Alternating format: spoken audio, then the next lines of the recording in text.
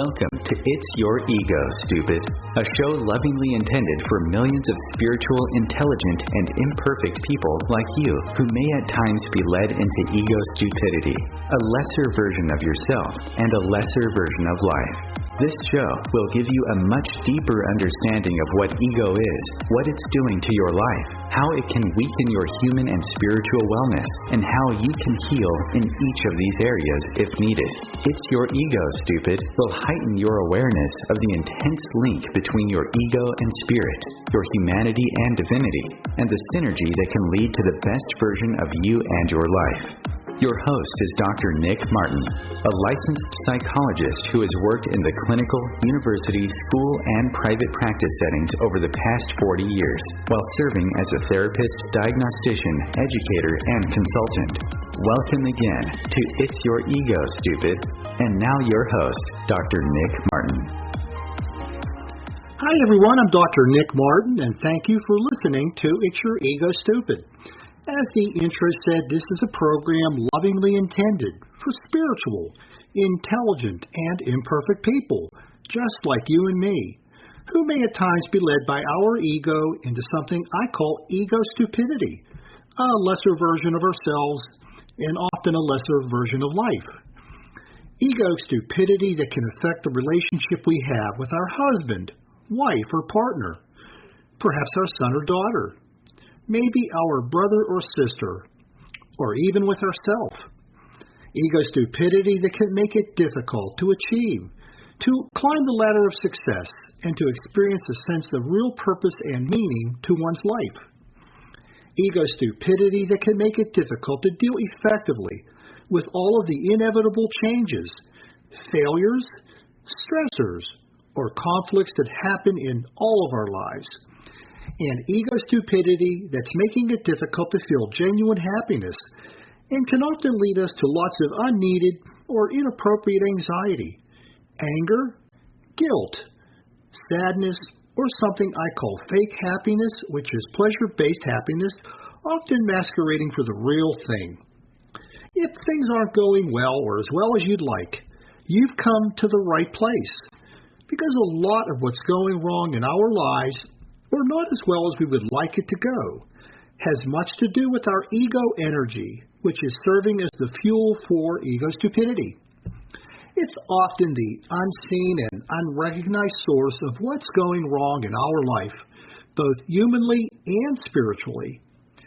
These are lessons I've learned from thousands of people just like you over the past 40 years. You've taught me with your lives, your relationships, and your experiences what theorists, books, or schools of psychology could not teach me about ego. You've been my teachers. Again, I want to thank you for joining me for today's program, which will have us continuing to look at healing our ego energy with ego medicine. In particular, we'll be looking at the third contributor to ego medicine, which involves replacing ego-rooted, reality-disconnected thoughts, beliefs, attitudes, and values with those which are reality and spiritually connected. But before getting deeper into that, I want to remind you that during last week's program, I discussed the first two contributors to ego medicine. They are knowing what ego is and isn't, which is the first contributor, and tuning into your own particular ego energy, which is the second one. The first contributor involves understanding that your ego is an energy, and that it's intended to help you survive in both the daily sense as well as the mortal sense. Daily meaning that everyday stuff we all have to deal with, things that I mentioned earlier, like relationships, conflict, achievement, and so on. I also said that your ego energy is a diverse energy comprised of power, meaning how much empowerment you're experiencing within your life, flexibility with regard to your ability to seek the truth you do not know and to remove the false truths that maybe you do know, and vulnerability, your ability to healthfully accept your human weaknesses and imperfections. I also talked about what ego isn't. in the form of the myths and the half-truths about ego that often appear in various forms of media and literature, which can lead many people to take them at face value. These included notions that ego has an intellect, that it can actually think for us, which it cannot do. Also, that ego operates with an intentionality, meaning that it can help to form directly the thoughts and, in some respects, orchestrate our life, which it cannot do. That your ego can only operate as a negative or dark entity in our lives and never as a positive entity, which is untrue when the ego energy is healthy and balanced. That your ego can only operate in the past or future, but not in the present. Again, untrue, because when our ego energy is healthy, it can serve us within the present. And finally, that our ego can and must be dissolved, disowned, or defeated, which is untrue because it's an energy, but rather that we can heal it, as I'm suggesting.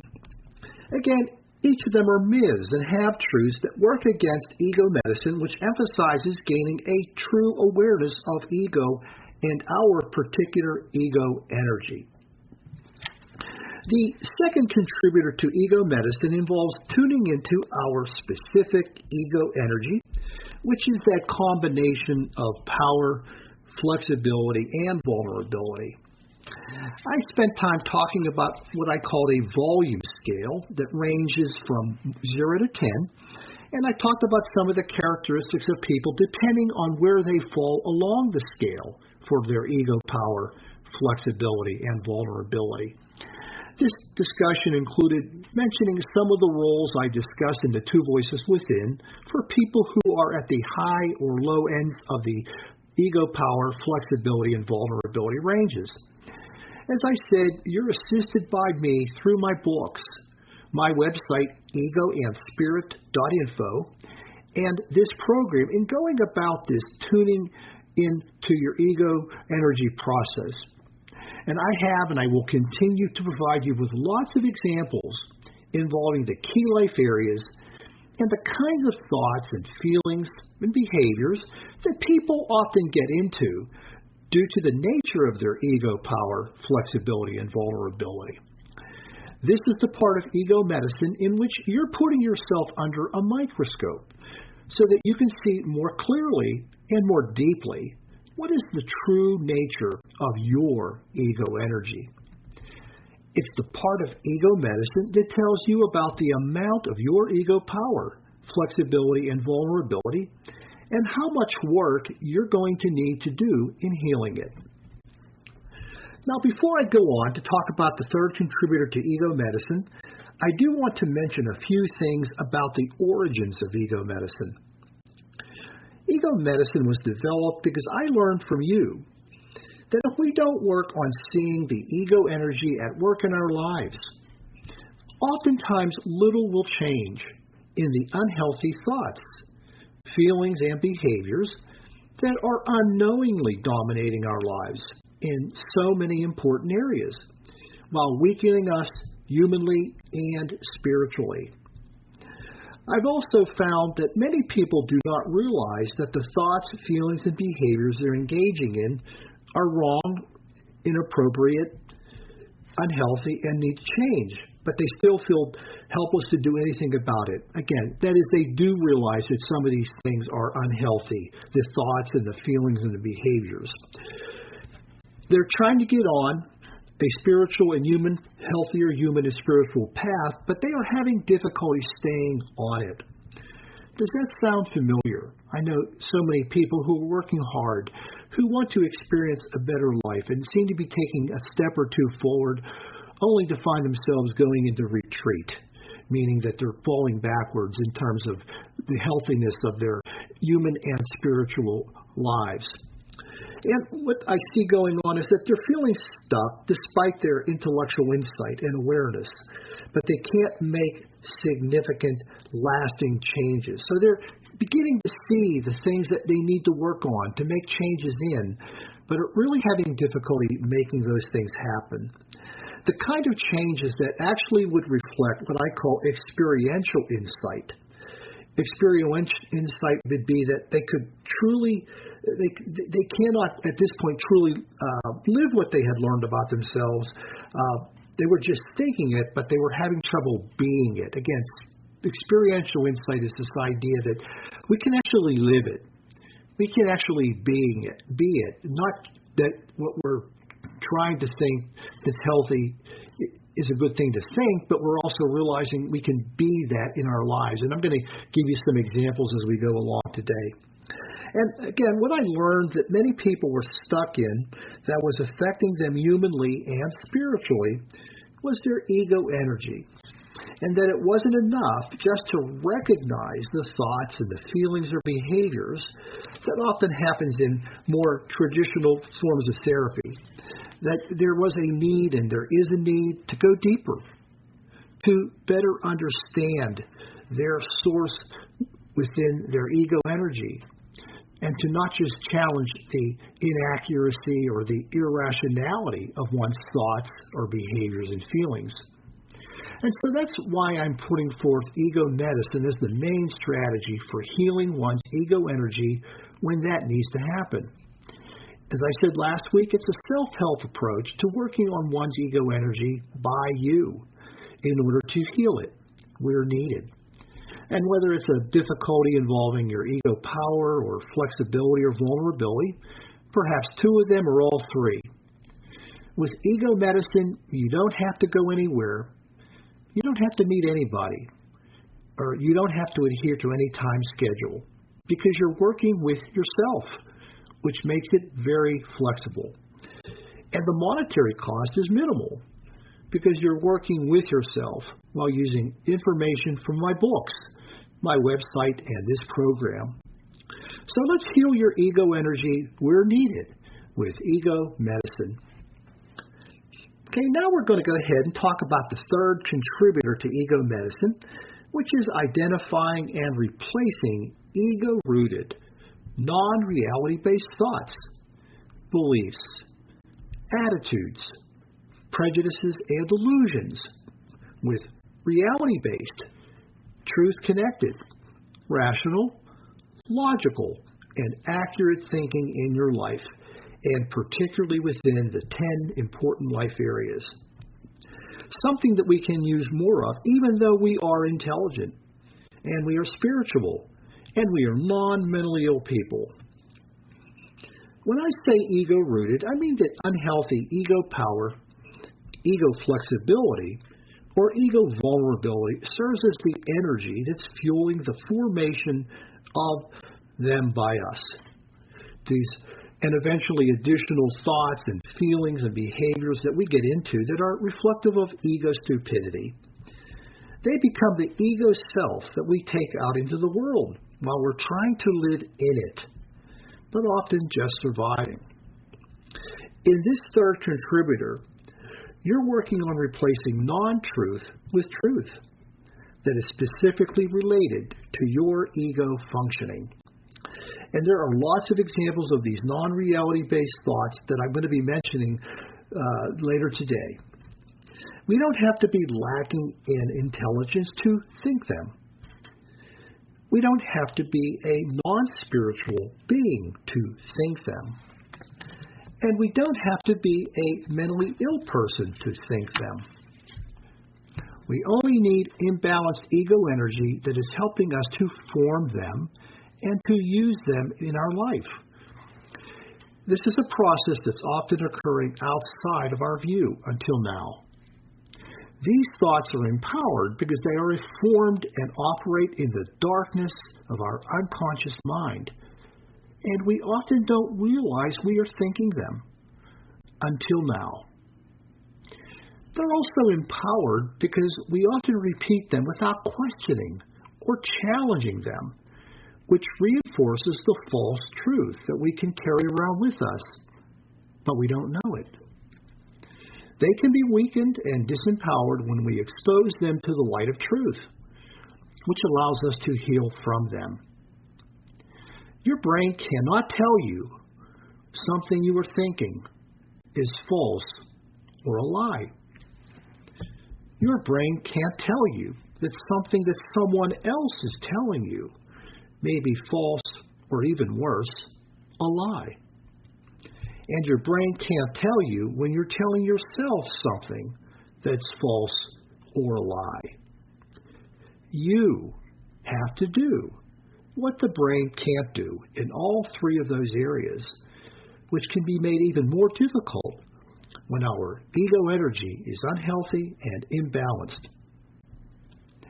I also want to mention that the process of identifying and replacing these ideas, they can take some time because it can be like a bad habit, in this case a bad thought habit, that you're working on breaking. But at least we are recognizing these habits rather than blindly accepting them as truth and not in need of being changed. Something, unfortunately, that many intelligent, spiritual, and imperfect people fail to do, while remaining stuck in the web of distortions and false truths rooted in their unhealthy and imbalanced ego energy. So that is why ego medicine is important and it's necessary to work with. We're coming up on our first break. When we come back, we're going to take a direct look at some specific examples of ego-rooted, non-reality-based thinking connected to a particular ego energy area, be it low ego power or high ego power, and so on. You're listening to It's Your Ego Stupid. This is Dr. Nick, and I'll see you after the break.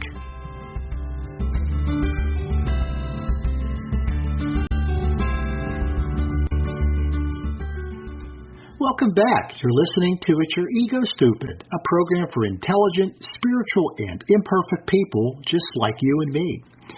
Within this next segment, we're going to start talking about some of the ego-rooted, non-reality-based thoughts where lower ego power is at work. If you recall, last time I spoke with you about lower ego power, we talked about the sense of disempowerment that many people often experience within their lives. They're not feeling that they have a lot of control, they have not having a lot of influence or input on what's going on with their lives. They're sort of at the mercy of life, whether you're dealing with things like change or maybe within relationships and dealing with conflict or stressors. They're sort of in a very, in some respects, helpless or weakened kind of place when it comes to dealing with many areas of life. I mentioned some roles that people start to get into when it gets to be particularly difficult, roles such as victim and martyr, the dependent, the depressive, just to name a few, the underachiever. These are people who, the more they are feeling disempowered, the more they begin to live in these kind of roles that involve disempowerment. And these are some of the thinking, these are some of the thoughts that people have often shared with me in the work in therapy. One of them is that people who are in this place, in their energy, rooted in this energy, may think that others are more important than me. That others are more important than me. They look at people, they look at themselves, and they kind of elevate others above them.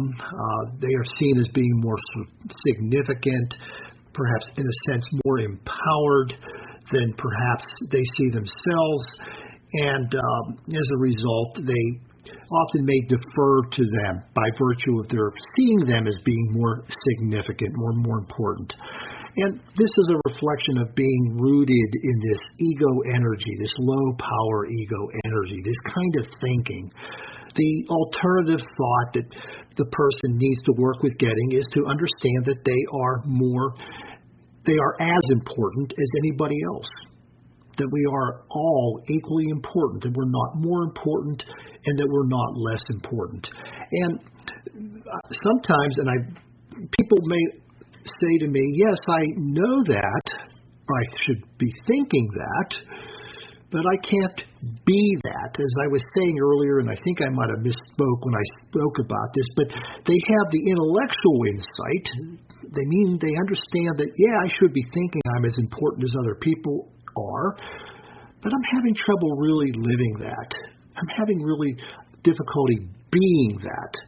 And so even though they are intelligent, they are spiritual, and they are not mentally ill, they still seem to be stuck in that kind of a thought. So that's an example. Another example of people with low ego power involving ego-rooted thinking. I don't deserve the good things that life has to offer. A lot of times people talk about not deserving the good things that life has to offer. There's that sense of disempowerment coming through that thought that they themselves have formed. It's rooted in the low ego power energy, but they themselves are thinking the thought. They formed the thought that they don't deserve things. In work with people, I sometimes, when we're talking about relationships, if they meet somebody who could be a good partner, a person to experience different things about life with, they have a difficult time staying in the relationship. Sometimes they begin to sabotage the relationship, coming at it as if I don't deserve this person, and as a result they start to, in some ways, push them away because of their sense of not deserving them. They feel disempowered. It's not the right thing for me to be in this relationship or for this person to have to deal with me. So this is another reflection of the thought that this person formed, the low ego power person has formed, that's non-reality based because they deserve the good things in life just as much as everybody else, including those that may involve relationships, healthy, good, positive relationships. Another example of an ego-rooted, non-reality-based thought is that people don't need to treat me with respect. People do not need to treat me with respect. People with low ego power are willing to accept destructive criticisms of them, falsely based criticisms that people may direct toward them. They kind of just take it on and accept them as part of what they should be experiencing because they are perhaps less than. And so those kind of messages that they might get, those kind of criticisms, a lot of times they're rooted in earlier life experiences with family, particularly destructive, abusive, emotionally abusive, mentally abusive criticism that has influenced their sense of disempowerment, and now they're doing to themselves what others had done, which is accept this mistreatment from others very readily. And the alternative thought, the reality-based thought, is I should be treated with as much respect as everyone else, nothing more and nothing less. And again, people may, from an intellectual insight standpoint, realize that is the way people should treat me, but they can't be it. They can't live it. They can't demonstrate the experiential insight of actually expecting that to be the case. Another example is I don't deserve to be loved. People with lower ego power often have trouble with love and accepting love. And because love is a really nice, good, positive thing. It says you're valued, it says you're important, but they feel so disempowered, they find it difficult to accept that in their lives, so they push it away. They find reasons to not be loved. But again, a non-reality-based thought rooted in low ego power energy, with the alternative being that I deserve to be loved just as much as anybody else. One more involving low ego power thoughts, involving the notion that God has abandoned me. People with low ego power often, when it comes to the spiritual side of things, feel that God has abandoned them, that God has left them behind.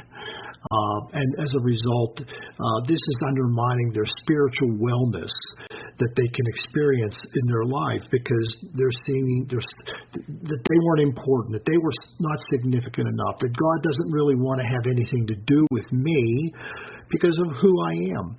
And again, that's a thought that gets formed by the person. Ego didn't form it for them. They formed it themselves when it comes into the realm of understanding and experiencing the love, the life, and the energy that God is.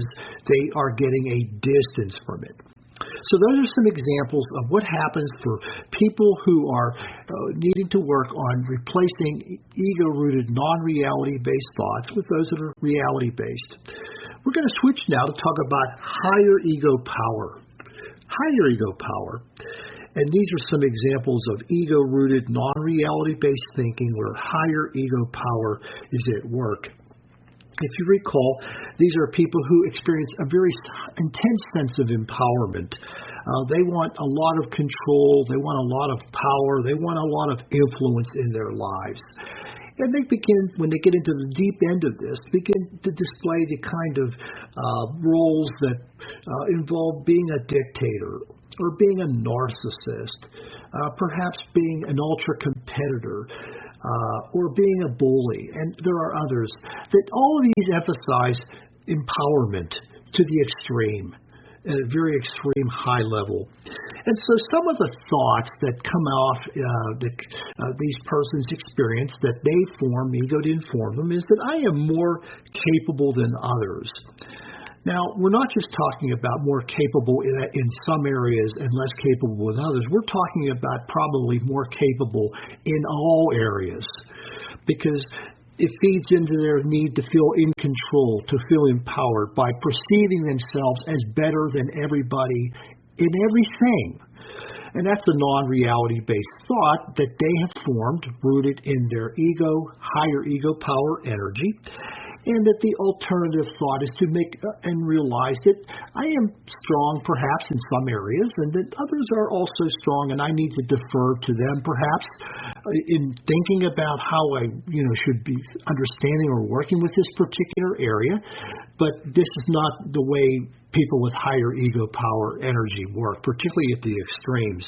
It's almost like an admission of weakness to admit that others can be more capable than them. Another example of an ego-rooted, non-reality-based thought is I deserve to be loved more than others. I deserve to be loved more than others. This is kind of that narcissistic flavor of that people should look up to me. They should see how important I am, or how significant I am, how special I am, and as a result, they form these kind of thoughts, and they walk through the world with them.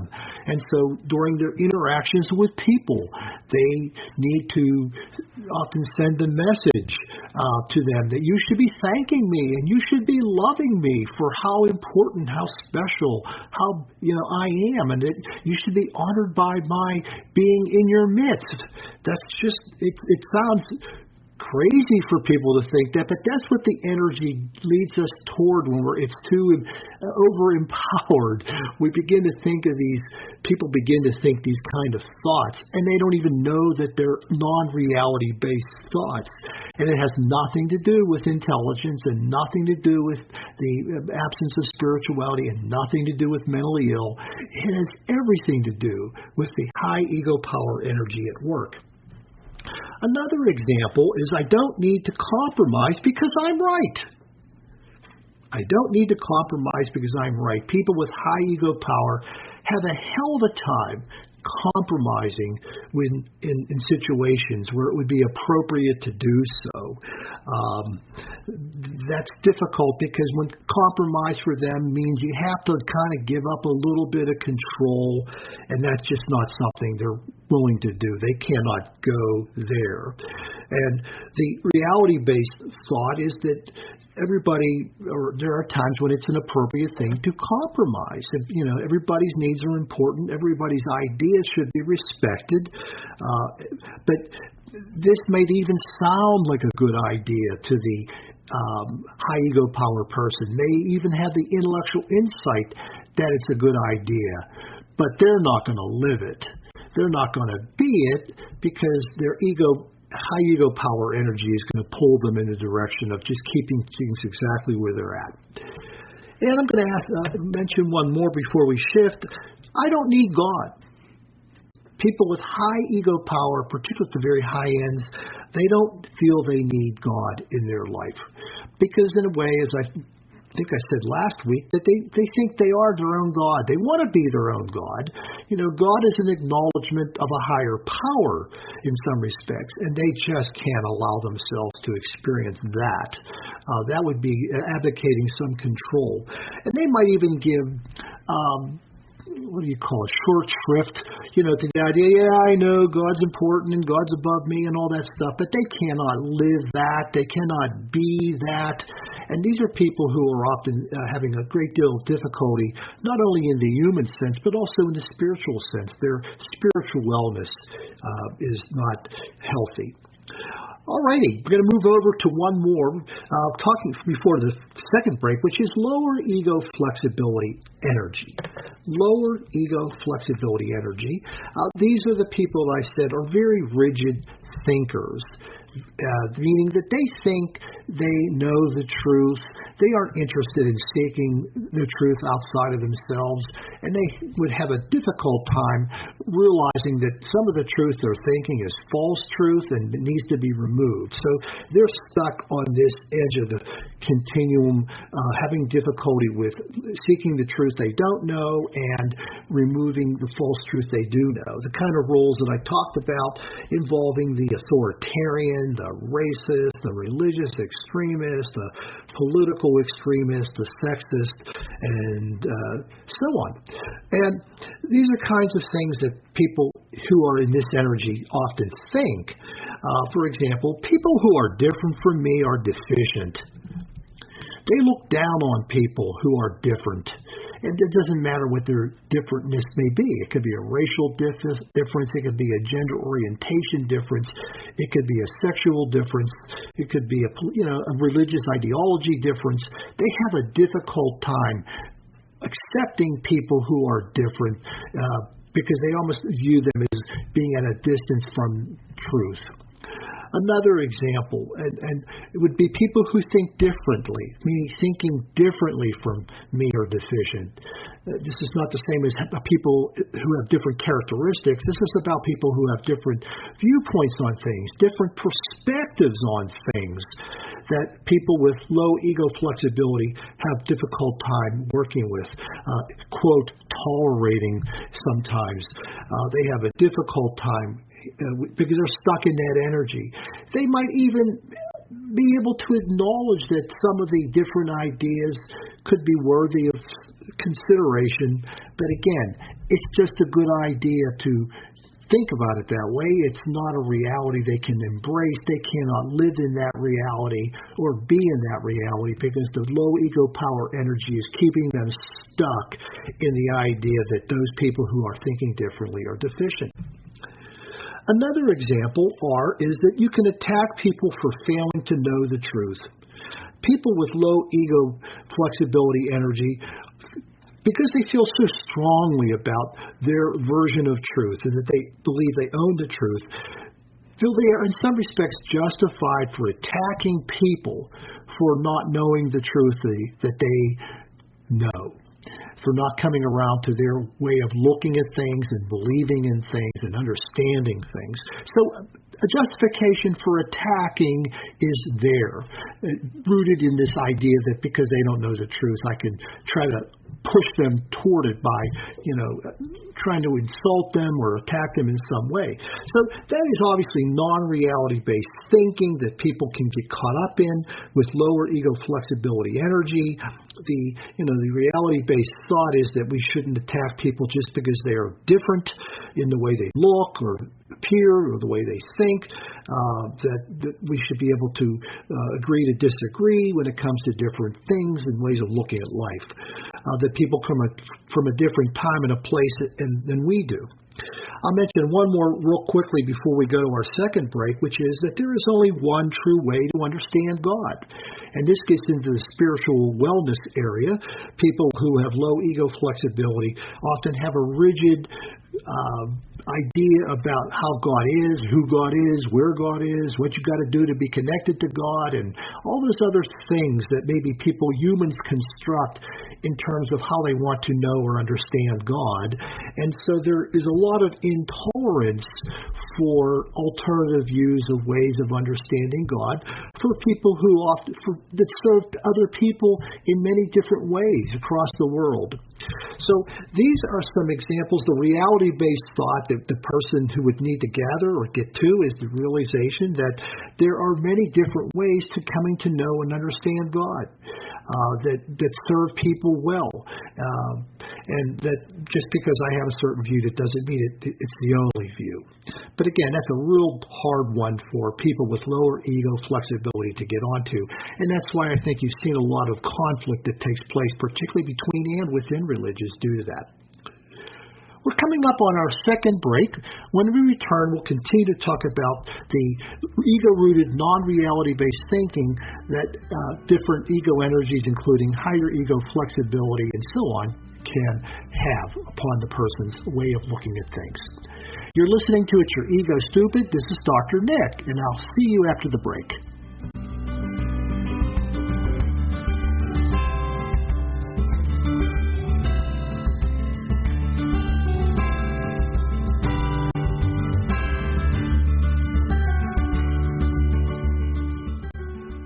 Welcome back. You're listening to It's Your Ego Stupid, a program for intelligent, spiritual, and imperfect people, just like you and me.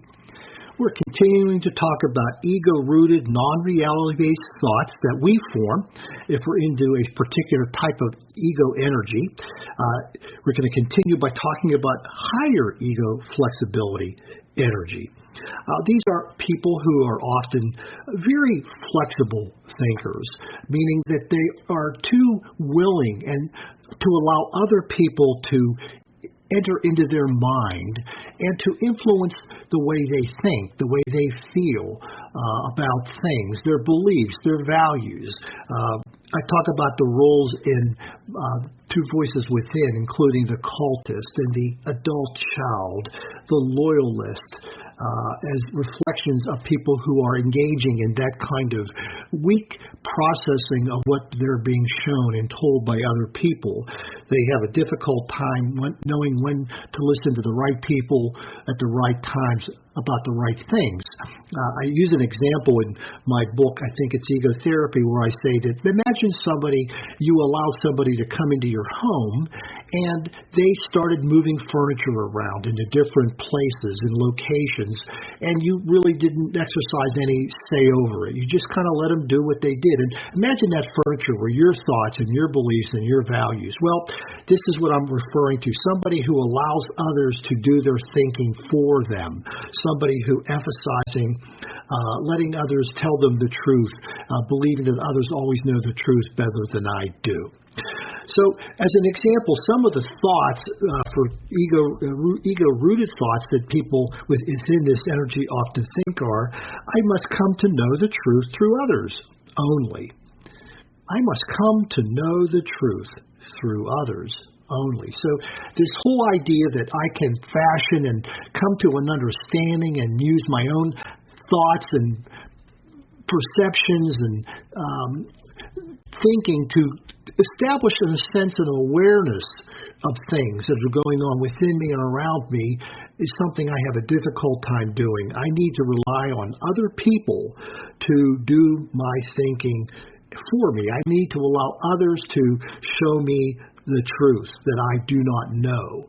And there are times, of course, when there are others who we can make use of, who are experienced. They have familiarity with certain aspects of life that we are not yet familiar with, and they can be useful to us. But we need to be able to filter out who those people are and not blindly and gullibly take on what people say and as gospel, because a lot of it is fake news. It's not real. It's not what is the case. But they may, have some influence over us. They may have some prestige that we associate with validity, and oftentimes that can be a not good thing. Another reflection of this kind of ego energy affecting people's thoughts is the thought that people wouldn't mislead me. People wouldn't mislead me. Now that, again, high ego flexibility energy people often are very trusting and very naive and very gullible. and unfortunately can be misled into the wrong things and the wrong attitudes and values and so on. Sometimes that happens with our teenagers who are escaping from their family, so to speak, and they start to turn on to some peers, and the peers start to advocate a different way of thinking about doing things, and the kid wants to fit in, they want the trust, they want the respect, they want the sense of belonging, and they want the sense of acceptance. So that motivates them to blindly accept the things that other people are telling them, and they become a very high ego flexibility person. Unfortunately, they can be led to the kinds of things that can be harmful to them physically, legally, and so on. So this needs to be replaced by an awareness, ego-rooted reality-based thinking, or reality-based thinking, which is that some people cannot be trusted. Some people should not be trusted. They haven't demonstrated a lack of familiarity or a lack of expertise to talk about a certain subject area of which they have no experience with. They have no expertise with. And so that's the kind of approach that a person who is shifting into a healthier place regarding their ego flexibility would begin to experience. Another reflection that sometimes people with high ego flexibility get into is this idea that others can tell me the best ways to knowing and finding love. That they lean upon other people to teach them about what love is and where you can get it and where you can't get it, who are the right people to love and who are the wrong people to love. And this, again, is just this open, unfiltered acceptance of what other people may be thinking or wanting us to think or believe that needs to be filtered appropriately as part of our own way of looking at things in terms of fashioning what we should be thinking in our mind. A healthy ego flexibility would allow us to do that. We are being able to make a distinction between good input and bad input, meaning reality-based versus non-reality-based. The right people to listen to, the wrong people to listen to, and so on. Alrighty. And one more thing, it would be others can tell me the best ways to know and understand God. That sometimes people are overly reliant upon others to help them know God, to understand God, and failing to maybe look inside of themselves to work with that idea that they can find their way to God from both within and from without, as opposed to maybe looking to others who may have agendas. Cultist leaders, perhaps particularly religious cultists, can be dangerous because they can feed into ideas and beliefs that may not ultimately serve that person. So that's a reflection of ego energy of being affecting the thinking that people who have high ego flexibility are experiencing. Going to move on now. I'm going to talk about higher ego vulnerability energy. These are people who are having difficulty accepting their weaknesses, their imperfections, and their healthy human vulnerability. And this is somebody I remember as a younger person. Some of the roles that people may fall into are the perfectionist, the overachiever, the high-maintenance partner, the stressed-out person, and the order freak, just to name a few. These are all people who are having trouble dealing with accepting themselves as they are and having difficulty with accepting weaknesses. And so it starts to filter into the way they look at things. And one example I've seen a lot is that I must prove myself to be worthy of acceptance and love from others. I must prove myself to be worthy of acceptance and love from others. Now, again, this can be a thought that's going on the inside, or maybe it's on the outside. You're actually thinking that thought, and you know you're thinking that thought. And this whole idea of proving, I need to prove myself to others. I've seen that in working with people in therapy, and probably was thinking this is not a good place because we don't have to prove anything to anybody. We can accept ourselves as we are while we're working to grow and learn and become a better version of ourselves. Now, that would be a reality-based thought, but this is one that a person with higher ego vulnerability would have a difficult time thinking, or they may think that it's a good idea. I shouldn't have to prove myself to anybody, but they can't live it. They cannot experience the experiential insight of living it, of being it. So they're stuck in that energy. Another example would be, I must prove myself to be worthy of acceptance and love from others or from myself. I don't know if I'm confusing that with the first one. I think I might have said it as from others. We don't have to prove ourselves to others, and we don't have to prove yourself to be worthy of acceptance and love from yourself. I hope I have that in order. Because, again, we can begin to accept ourselves as we are, even as we need to work on growing and becoming progressively healthier and better versions of ourselves, something we can all do. That it's not something that's required. And sometimes, a lot of times when people are in this place, they're thinking, I cannot get to a better place unless I prove myself to others. They also will think it's not okay to have weaknesses and imperfections. The high ego vulnerability person has a difficult time accepting and having weaknesses and imperfections, so there's a need to get rid of them. Rather than learning to work with them and accept them, which is reality-based thinking, their idea is to maybe hide them or to remove them, and this is very difficult to do that. Okay, we're going to have to move on to the last one because I know we're running short on my time. Lower ego vulnerability. These are people who have difficulty. They're just the opposite of what the high ego vulnerability person, meaning that they have a difficult time recognizing their weaknesses and their imperfections. They act as if they don't exist, and they absolutely don't think they exist. They don't believe they exist. This isn't somebody who's trying to pretend they are not weak. They absolutely have none of that. They don't believe in that. They don't think they have weaknesses. So some of the roles that people may come up with or fall into are the sociopath or the inattentive person, the sadist, the hedonist. All of these people are living in an energy where they tend to think that there's no weaknesses, there's no imperfections.